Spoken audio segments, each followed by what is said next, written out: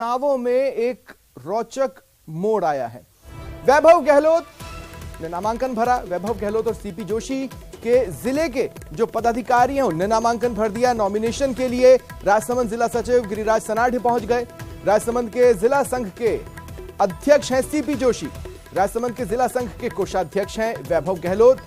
बाड़ाबंदी में गिरिराज सनाढ़े शामिल नहीं हुए, उन्होंने नामांकन भरा है। अध्यक्ष पद के लिए उन्होंने नॉमिनेशन फाइल किया है। वैभव गहलोत के सामने उन्होंने अपना नामांकन भरा है। और अगर अब तक हुए नॉमिनेशंस की बात कर लें तो वैभव गहलोत ग्रुप की ओर से नामांकन किए गए। अध्यक्ष पद पर वैभव गहलोत ने नामांकन भरा है। वहीं उपाध्यक्ष पद के लिए रतन सिंह ने पर्चा भरा है। सचिव पद पर भवानी समोता, संयुक्त सचिव पर राजेश भड़ाना, एग्जीक्यूटिव पद पर फारूक मोहम्मद ने नॉमिनेशन फाइल किया है। इधर कोषाध्यक्ष पद पर रामपाल शर्मा ने भी पर्चा भरा।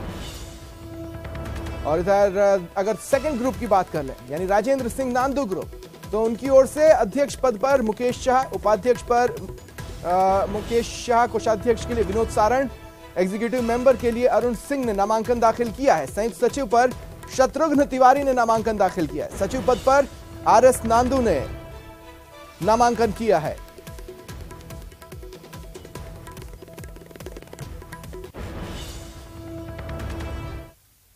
और सहयोगी महेश दाधीच इस वक्त जयपुर से मेरे साथ जुड़ रहे हैं। महेश, सचमुच में देखा जाए तो बेहद दिलचस्प मोड़ है, क्योंकि गिरिराज सनाढ़े पहले इस्तीफा देते हैं, फिर सीपी जोशी से मिलते हैं और उसके बाद बाड़ाबंदी में शामिल नहीं होते हैं। आज अचानक सामने आते हैं, नॉमिनेशन फाइल कर चले जाते हैं।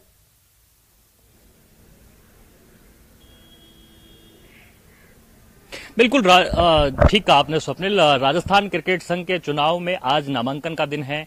वैभव गहलोत नामांकन कर चुके हैं और साथ ही में राजेंद्र सिंह नांदू जो दूसरा ग्रुप है उनकी तरफ से भी पूरे पैनल ने नामांकन कर दिया। लेकिन अभी जब दोपहर बाद का वक्त है उस समय में एक रोचक मोड़ यहां पर देखने को मिला, जिसमें कि जो अभी तक सीपी जोशी या वैभव गहलोत के जो जिला संघ है उससे आने वाले सचिव गिरिराज सनाढ़े हैं, उन्होंने यहां पर अध्यक्ष पद पर नामांकन भर करके यहां पर सबको चौंकाया है। और राजेंद्र सिंह नांदू जो ग्रुप है वो ये दावा कर रहा है कि उनकी तरफ से जो है ये अध्यक्ष पद पर नॉमिनेशन फाइल किया गया। मैं सबसे पहले आरएस नांदू से ही बात करने की कोशिश करूंगा। किस तरह से आप लोग ने फॉर्म भरवाया है? क्या गिरिराज सनाढ़े आपके साथ में हैं और वे अध्यक्ष पद पर आपके उम्मीदवार होंगे? पहले हमने अध्यक्ष का फॉर्म पहले ही भर दिया है। हमारी तरफ से मुकेश शाह जी हैं।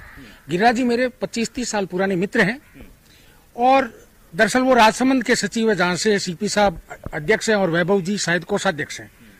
तो इनका जो राजनीतिक शोषण किया गया है उनसे आंदोलित होकर के इन्होंने पहले भी 7 पेज की एक चिट्ठी लिखी थी जिसमें आरोप लगा दिया था, मुझे शून्य कर दिया गया। तो वो मेरे हिसाब से इनके साथ घूम रहे होंगे, उनके फार्म पे कोई हस्ताक्षर नहीं कर रहे थे। तो उन्होंने कहा, पहले तो मेरे से कहा मैं आपसे माफी चाहता हूं।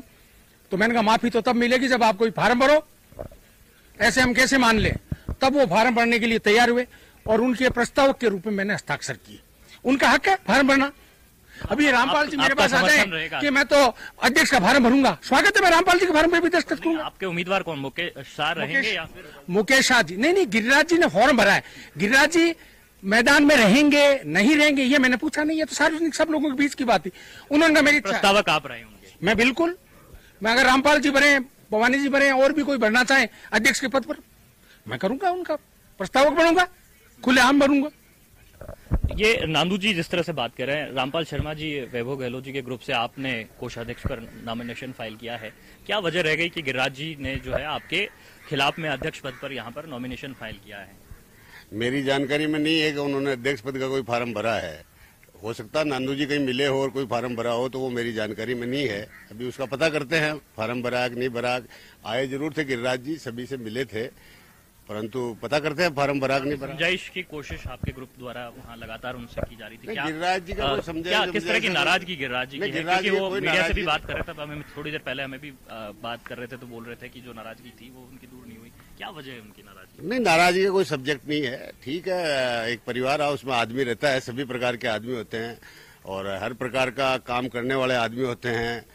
कोई आदमी कभी कभार बीमार भी हो जाता है, कोई तैयार भी हो जाता है, तो बहुत सारी चीजें हैं। तो वो जैसे आए वो थोड़े मेरे को अस्वस्थ टाइप लगे हैं, तो हो सकता है। यही वजह बता रहे कि उनको अस्वस्थ कहा गया जिस तरीके से। नहीं लगे थे वो तो नांदू जी ये ले गए उनको। नांदू जी जहाँ है वहाँ तो सभी ये चीजें हो ही सकती है। उसके बारे में आप जी के सामने चुनाव लड़ेंगे सर तो मुश्किल रहेगी कुछ, आप देखते हैं? नहीं कोई मुश्किल ही नहीं, एक तरफा चुनाव है और कोई इशू नहीं है ऐसा। और वो कोई ऐसा इशू भी नहीं है, वो भी हमारे आदमी है, बैठ के हम क्रॉस वोटिंग जैसा आप? नहीं ऐसा कुछ भी नहीं है। वो जो भी है ये एक जब वोट नहीं होते हैं किसी के पास तो फिर कोई वो इशू लाते हैं। कभी कोर्ट में जाते हैं, कभी कहाँ जाते हैं, कभी कहाँ जाते हैं। तो वो एक तरह से अपनी मीडिया में या चर्चा में परिचर्चा में रहने के लिए हमारे नांदू जी प्रसिद्ध है। तो वो इस तरह चलता रहता है। नांदू जी पर आरोप है कि केवल चर्चाओं में रहने के लिए आप इस तरह से करते हैं।